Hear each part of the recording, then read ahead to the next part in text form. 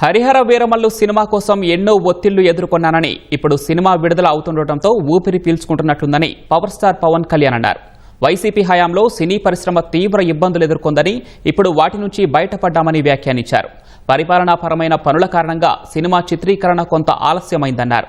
వీరమల్లు సినిమాను బాయ్కాట్ చేయాలన్న వైసీపీ నేతల ప్రచారంపై పవన్ మండిపడ్డారు. చాలా విరామం తర్వాత జనసేన అధినేత అలాగే పవర్ స్టార్ పవన్ కళ్యాణ్ హరిహర వీరమల్లు సినిమాతో ప్రేక్షకుల ముందుకు వస్తున్నారు. పార్టీ స్థాపించిన తర్వాత, అధికారంలోకి వచ్చిన తర్వాత, కూటమిలో భాగస్వామై ముఖ్యమంత్రి అయిన తర్వాత ఆయన తొలిసారిగా ఈ ప్రేక్షకుల ముందుకు ఈ సినిమా వస్తుండడంతో చాలా అంచనాలు ఉన్నాయి. ప్రేక్షకులు కూడా చాలా ఆసక్తిగా ఎదురుచూస్తున్నారు. సినిమా విషయాలతో పాటుగా పరిపాలనాపరమైనటువంటి అంశాలపైన పవన్ కళ్యాణ్ గారు మాట్లాడడానికి మనతో ప్రసిద్ధంగా ఉన్నారు. సార్ నమస్తే అండి. సార్, ఎట్లా చాలా విరామం, ప్రేక్షకులు కూడా చాలామంది మీ అభిమానులు కూడా ఎదురు చూస్తూ ఉన్నారు. ఒక పీరియాడికల్స్ మూవీతో వాళ్ళ ముందుకు వస్తున్నారు. ఏమనిపిస్తుంది? అంటే ఇది ఒక సినిమా రిలీజ్ అవ్వడం అంటే మనకి చాలా పెద్ద బరువు గుండె నుంచి దించినట్టు ఉంటుంది. ఒకటి ఒక క్రియేటివ్ చాలా ఫ్రీడమ్ ఉంటుంది, స్వేచ్ఛ ఉంటుంది. ముఖ్యంగా పొలిటికల్ ప్రాసెస్ వల్ల లాస్ట్ 1 yearలో, అంటే మన ఎలక్షన్స్ ముందు 1 yearలో జరిగిన డ్రామాటిక్ పరిస్థితులు కానీ ఇవన్నీ కూడా నా సినిమాలని దూరం చేయాల్సి వచ్చింది. అంటే నాకు ఉన్న ఇన్కమ్ సోర్స్ సినిమాలే. అంటే నాకు వేరే ఇన్కమ్ సోర్స్ లేదు. ఓన్లీ ఇంకా రియల్ ఎస్టేట్ కానీ లేదంటే రెంటల్స్ కానీ నాకు ఏమి ఉండవు. So cinema is my only source. నేను ఎప్పుడు వేరే ఆలోచించలేదు. So cinema is my bread and butter. So అలాంటిది నాకు ఈ సినిమాలు చాలా కీలకమైన, ముఖ్యంగా క్రిష్ గారి రతన్ గారు ఒక 5 years బ్యాక్ వచ్చినప్పుడు నాకు పెద్ద ఇంట్రెస్టింగ్ అనిపించింది. నాకు ఇంట్రెస్టింగ్ ఏమనిపించింది, దీనికి సంబంధించి కోహినూర్ డైమండ్ అంటే నెమలి సింహాసనం ఔరంగజేబ్ పాలిస్తున్న సమయంలో అతను కూర్చుని నెమలి సింహాసనం మీద ఉన్న ఆ కోహినూర్ వజ్రాన్ని దొంగిలించడం. అది ఎందుకు దొంగిలించాలి అంటే వాడికి ఉన్నది ఇది మన కొల్లూరు నుంచి మన కృష్ణా తీరంలో ఉన్న విజయవాడ కొల్లూరు దగ్గర వజ్రాల గనంలో దొరికిన వజ్రం. అది దాని చుట్టూ ఎంత డ్రామా నడిచిందో మన హిస్టరీలో తెలుసు. అలాంటి వజ్రాన్ని తిరిగి మన ప్రాంతాన్ని తెచ్చుకోవడం. సో నాకు అది బాగా ఇంట్రెస్టింగ్ అయింది. ఎందుకంటే ఒకటి కోహినూర్ని తీసుకురావటం, అది కూడా ఎక్కడున్నది దొంగిలించడం నెమలి సింహాసనం మీద ఉంది. ఎవరి నుంచి దొంగిలిస్తున్నాం? ఔరంగజేబ్ నుంచి దొంగిలిస్తున్నాం. సో నాకు ఆ ఐడియా నచ్చింది ఫస్ట్. సో దాన్ని ఎక్స్ప్లోర్ చేసినాం. 1 year తర్వాత ఫైనల్లీ ఐ థింక్ ఆయన స్క్రిప్ట్ లాక్ చేసిన తర్వాత ఆయన మంచి ఫౌండేషనల్ స్క్రీన్ ప్లే చాలా బాగా చేశారు. సో అలా స్టార్ట్ చేసాం. కానీ లోపల 2 కరోనా వేవ్స్ రావటం, తర్వాత అంటే ఒక సినిమా చేసేటప్పుడు ఏమైపోతుంది, అందరం కలిపి ఒక టీమ్గా ఉంచడం చాలా కష్టం. ఒకవైపు నేను ఒక సినిమా డెఫినెట్గా ఇంకా ముందే అయిపోయేదేమో, కానీ నాకు కొంత పాలిటిక్స్ రావడం, 2 కరోనా వేవ్స్, మిగతా వాళ్ళని హోల్డ్ చేసుకోలేకపోయారు. సో నాకు అందుకని చాలా రిలీఫ్ అనిపించింది. దట్టు సినిమా 5 years అయ్యగానే ఇది పల్సన్ పడిపోతుంది. అంటే పాత అయిపోయిన ఫీలింగ్ వచ్చేస్తాం. లక్కీగా ఈ సినిమాకి అలాంటి భావం లేకుండా ఫ్లయింగ్ కలర్స్ తోటి మేము ఫినిష్ చేయగలిగాం. అంటే గుడ్ అవుట్పుట్ తోటి ఫినిష్ చేయగలిగాం. అది నాకు చాలా చాలా ఆనందం అనిపించింది. సార్, చాలా ఏళ్ళ తర్వాత మీరు కూడా సినిమాలో స్టంట్స్ సంబంధించిన దాంట్లో మీరు ఇన్వాల్వ్ అయ్యారు. సో ఎలా అనిపించింది? అంటే కొద్దిగా పాత జనరల్గా కమర్షియల్ మూవీ వేరే ఉంటుంది, కొద్దిగా ఇలాంటి సినిమాల్లో స్టంట్స్ సంబంధించి కానీ ఫైట్స్ సంబంధించి కంపోజింగ్ అనేది కొంత డిఫరెంట్గా ఉంటుంది. అండ్ నాకు బేసిక్గా నాది more than actor mind set కంటే కూడా టెక్నీషియన్ మైండ్ సెట్ ఉంటుంది, స్టోరీ టెల్లర్ మైండ్ సెట్ ఉంటుంది. సో ముఖ్యంగా నాకున్న మార్షల్ ఆర్ట్స్ ప్రవేశం వల్ల ఏంటంటే నాకు బేసిక్ కొట్టేటప్పుడు కొంచెం లాజిక్ ఎదుగుతాను. కొన్నిసార్లు చేసేస్తాను, కానీ మిగతా వాళ్ళు చెప్పినప్పుడు అట్లీస్ట్ నాకు మనసుకి హత్తుకున్న కొన్ని కథలు, కొన్ని సన్నివేశాలు అనుకున్నప్పుడు ఇది కొంచెంసార్లు పట్టుబడుతుంది, ఇది నేను చేస్తాను. సో ఇంత బిజీ స్కెడ్యూల్లో కూడా, ఇంత దాంట్లో కూడా నాకు ఎందుకు ఈ పర్టికులర్ క్లైమాక్స్ సన్నివేశం మటుకు జస్ట్ ఊళ్ళో ఒక ఐడియా ఉండింది. దాన్ని నేను తిరిగి రాస్తున్నాను, కూర్చొని రీరైట్ చేసి దాన్ని జస్ట్ ఐడియా నాకు జస్ట్ సీడ్ కోర్ థాట్ ఉండింది. Then I develop the idea, then entire choreography చేసి ఒక క్లోజ్ టు ఒక 2 నెలలు పట్టింది, 57 days పట్టింది. దానికి ముందు ఒక 1 month ప్రిపరేషన్ చేశాను. సో అన్నీ కన్సీవ్ చేసిన తర్వాత నేనే కొరియోగ్రఫీ చేసి రాసి మళ్ళీ యాక్ట్ చేయడం కూడా చాలా కష్టమైంది. ఎందుకంటే మీరు 20s లో ఉన్నంత లేచినంత కాలు ఇప్పుడు లేగదు, అంత స్ట్రెచ్ ఉంది, అంత ఫ్లెక్సిబిలిటీ ఉంది. పైగా నేను పూర్తి ప్రొఫెషనల్ యాక్టర్ అయితే వేరుగా ఉండేదేమో, కానీ ఈ పొలిటిక్స్ ప్రాసెస్ వల్ల బాడీ కూడా చాలా హార్డ్ అయిపోయింది. సో నేను అనుకుంటున్నాను, కానీ చేయడానికి చాలా కష్టం. దానికి కొంచెం బాగా శ్రమించాల్సి వచ్చింది. ఇవన్నీ కూడా ఎందుకు చేశానంటే ఇతను సినిమాల్లో పాలిటిక్స్కి వెళ్ళిపోతే సినిమాల్లో ఏదో అలా తూతూ మంత్రంగా చేసేస్తారు అనుకోకూడదని చెప్పి మళ్ళీ మొదటి సినిమా అంటే ఫార్మేటివ్ ఇయర్స్లో ఎలా చేశానో మళ్ళీ అంత మనసు పెట్టి అంటే అంత కష్టపడి చేశాను మళ్ళీ. సార్ గత 5 ఏళ్లుగా వైసీపీ హయాంలో సినిమాలు కూడా కొంత ఇబ్బంది పడిన పరిస్థితి, ప్రత్యేకించి మీ సినిమాలకు సంబంధించి టికెట్ రేటు ధరలకు సంబంధించి. సో ఇప్పుడు అవన్నీ సెటరేట్ అయిపోయి సినిమా రంగానికి సంబంధించి ఎలాంటి లాస్ట్ 5 years వైసీపీ హయాంలో మీ సినిమాలు ప్రత్యేకించి చాలా ఇబ్బందులు పడ్డారు. మామూలు సినిమా రంగం కూడా కొన్ని ఇబ్బందులు అయితే ఫేస్ చేశారు. బట్ సినిమాలు కూడా 10 నిమిషాలు 10 రూపాయలు 20 రూపాయలు పెట్టే పరిస్థితి, పత్రికాధిపతులు ఇబ్బంది పడినట్టుగా అంటే సో ఇప్పుడు ప్రభుత్వంలో ఎలాంటి సహృదయమైన వాతావరణం ఉంది ఇండస్ట్రీకి, గవర్నమెంట్? ఇది ఒక సినిమా పరిశ్రమ అని కాదు, బేసిక్గా మనిషికి మన సహాయం చేయకపోయినా పర్లేదు కానీ వాళ్ళని హాని చేయదు.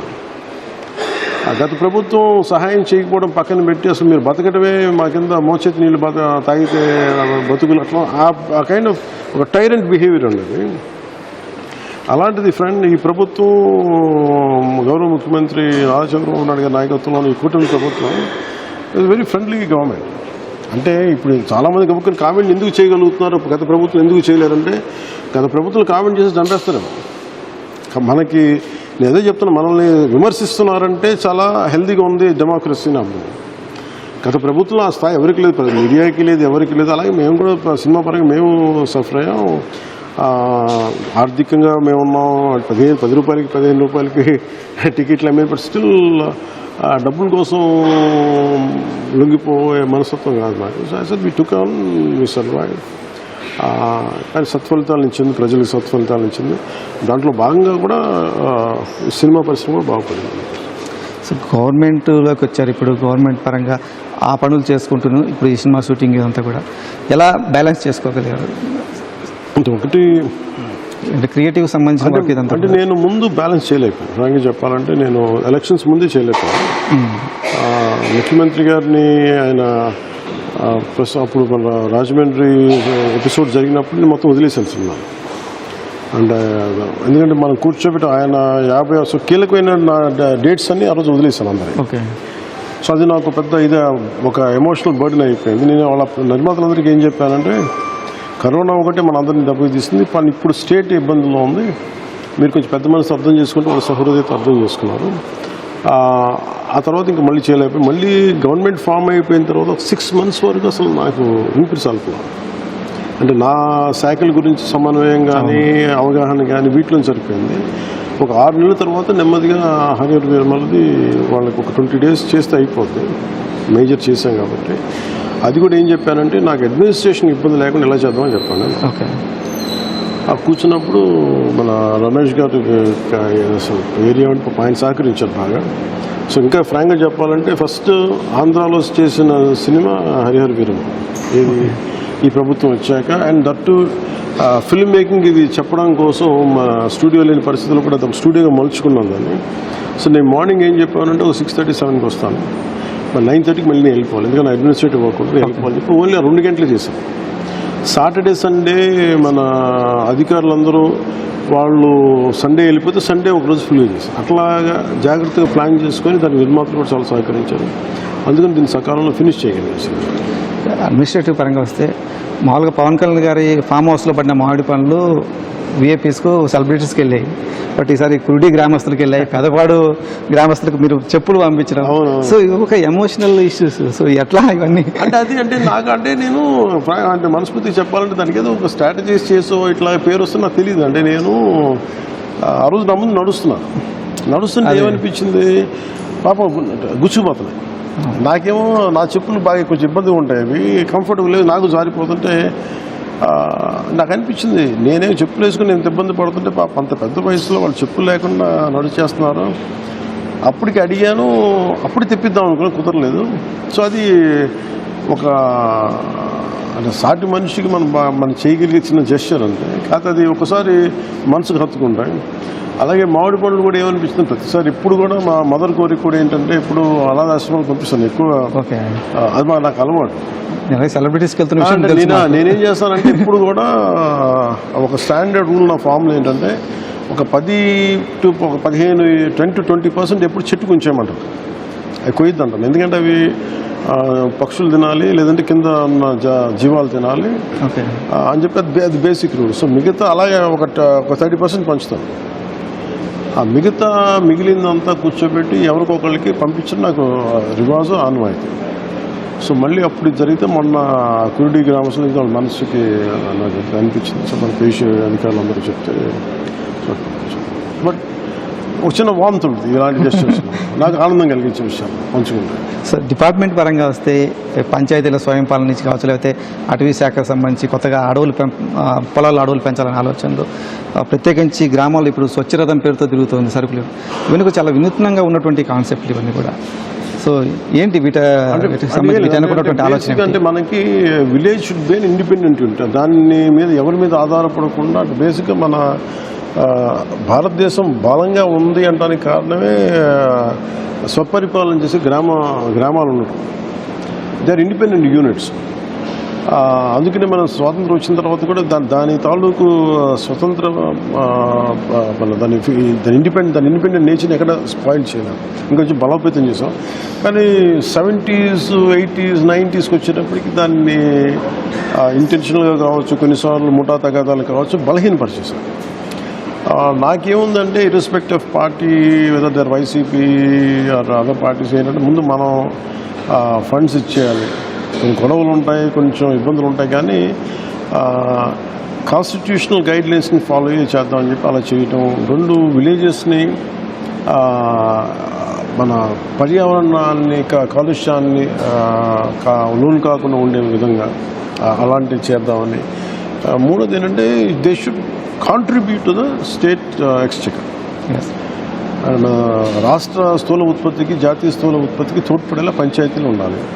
అంటే నాకేమనిపిస్తుంది, మన యూరోప్ నుంచి ఉదాహరణకి మనం దాదాపు 2.2 బిలియన్ వర్త్, అంటే దాదాపు ఒక ఎన్ని కోట్లు అంటే 7.7 బిలియన్ కదా, 1 బిలియన్ అంటే దాదాపు 5,000 కోట్లు అంతా చెప్తాను. దాదాపు 14-15 వేల కోట్లు మనం ఇంపోర్ట్ చేస్తుంటాం కలప. ఎక్కడి నుంచి ఇంపోర్ట్ చేసుకుంటాం? 1 or 2 యూరోపియన్ కంట్రీస్, కొంత మలేషియా నుంచి. ఇలా చూసుకుని నాకు అనిపించింది మనకి ఇంత ల్యాండ్ ఉంది, only we don't have the intention. So నాకేమనిపించింది అంటే ఇన్కమ్ జనరేషన్ ఇప్పుడు స్టార్ట్ చేస్తే దాన్ని 15-20 years 10 years రెగ్యులర్ ఇన్కమ్ వచ్చేలాగా గ్రామాలకి ఇన్కమ్ ఒకటి ఉండాలి. దానివల్ల వాతావరణం చల్లబడుతుంది. సో ఇవన్నీ దృష్టిలో పెట్టుకుని చేస్తాం. So basically I want to empower panchayats, self sustainable panchayats ఉండాలి. చివరగా వైసీపీకి సంబంధించిన వాళ్ళు ఈ హరిహర వీరమల్లు సినిమాను బాయ్కాట్ చేయాలనేది సోషల్ మీడియాలో ఒక ట్రెండింగ్గా తీసుకెళ్తుంది. ఏంటి వైసీపీ వాళ్ళకు మీరు ఇచ్చే సమాధానం? బాయ్కాట్ చేయాలి దేనికంటే? అంటే బాయ్కాట్ దేనికి అంటే నేను అనేది ఏంటంటే ఓకే, అది ఫస్ట్ బాయ్కాట్ చేయని నడవలేండి, అది వేరే విషయం. కానీ ఇంకా సినిమాకి బాయ్కాట్ నడవదు ఫస్ట్ ఆఫ్ ఆల్. ఎందుకంటే సినిమా అనేది గన్ పాయింట్లో పెట్టి ఎవరు చూపించరు. ఇష్టపడి వెళ్తారు. టికెట్ నేను ఎంత పెట్టి టికెట్ కొనుక్కోలేదు నా చాయిస్. నేను చిన్నప్పుడు వెళ్ళి ఏదైనా సినిమాలు కావాలంటే రామనగర్ సినిమాకు, ఇంకెవరి సినిమాకు వెళ్ళి ఒకసారి బాగా బొబ్బిలి పులి ఇలాంటి సినిమాలకి మా కజిన్స్ ఎవరో బ్లాక్లో టికెట్ కొని మరి పాకిస్తే మేము వెళ్ళాము. సో ఇదేంటంటే మా చాయిస్. సో అలాగే ఇది బాయ్కాట్ చేయమంటే ఎవరు బాయ్కాట్ చేయరు. మీకు నచ్చకపోతే చూడకపోవడం వేరు. కానీ ఈ ఒక అంటే మనం ఈ పనులు చేస్తున్నప్పుడు ప్రత్యర్థి లేకుండా ఎందుకుంటాడు? ప్రత్యర్థి ఇలాంటి పనులు చేయకుండా ఎందుకు ఉంటాడు? అలా చేయకూడదు అనుకోవడం మన అవివేకం. అందుకని ఏంటంటే let them do what they want to. వాళ్ళు ఏం చేస్తారు చేసుకుని ఎవరు సంతోషం. నాకు ప్రతిపక్షంలో ఉన్నప్పుడు సాధ్యం కాదు. ప్రతిపక్షంలో ఉన్నప్పుడే ఎవరమన్నా వాళ్ళు ఏదో ఒకటి చేయాలి కదా. Okay sir, thank you very much. Thank you sir. ఇది హరిహర వీరమల్లు సినిమా గురించి, పరిపాలనకు సంబంధించిన అంశాలపైన Pawan Kalyan chit chat. Cameraman కేశవతో పూర్ణచంద్రశేఖర్, ఈటీవీ న్యూస్ గుంటూరు. చేస్తున్నావా?